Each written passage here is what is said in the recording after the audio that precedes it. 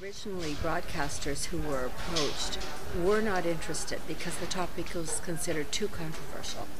And the False Memory Foundation was very active still, and really, I think, dominated the media and made people very afraid of touching the subject. And so it wasn't until later that broadcasters were open to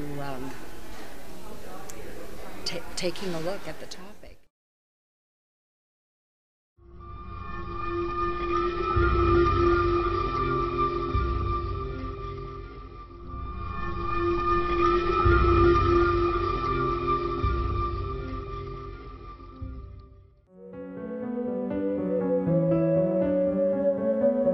I was like the runt of the litter, the one my mother couldn't love.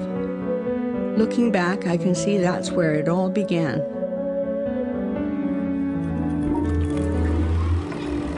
There were big gaps in my childhood that I had no memory of at all.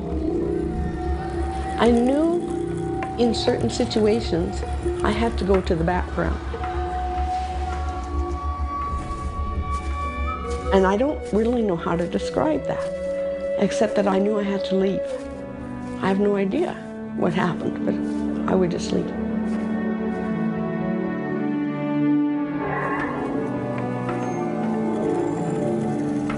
As a child, I had a safe place behind the barn where I would go to compose myself. It was decades before I found out what happened during my memory gaps.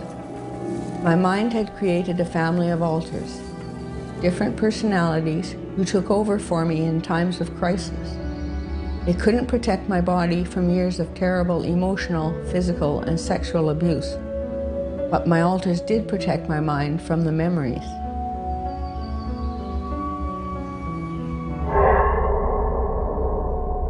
Mr. Dyke was the neighbor that lived across the road, he and his wife and 2 children. I remember Mr. Dyke kissing me a lot. I remember the smell of his breath. It smelled like rye. And I remembered me having to touch his penis. But that's all I remembered.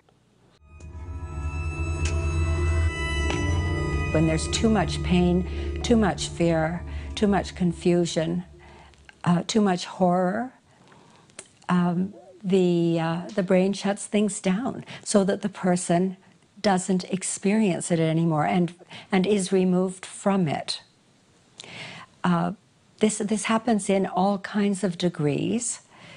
In the most serious cases, there are actually different parts of the self that carry the different aspects of any one trauma. So, for example, there could be one part of the self that remembers what happened, another part that carries the pain, another part that carries the fear, another carries the anger, and another part that is carrying the attachment to the abuser. And that's not an unusual pattern at all, although it happens differently in every individual.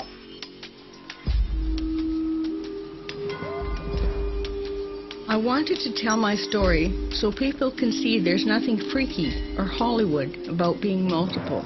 It happens to lots of ordinary people who survive abuse. And that's the point. We survive. Throughout my whole life, I'd find myself in places and not know how I got there. From the outside, my life probably looked pretty normal.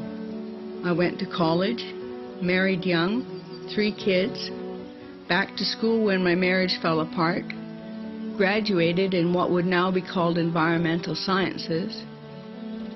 But through it all, I felt nothing. Empty, hollow, blank. The little alters held my emotions, along with a childhood full of bad memories. There was a few times when we would come home from school and she wouldn't know who we were. She'd say, "What are you doing in my house? Get out of my house." She would be somebody else and even tell us to call her by a different name.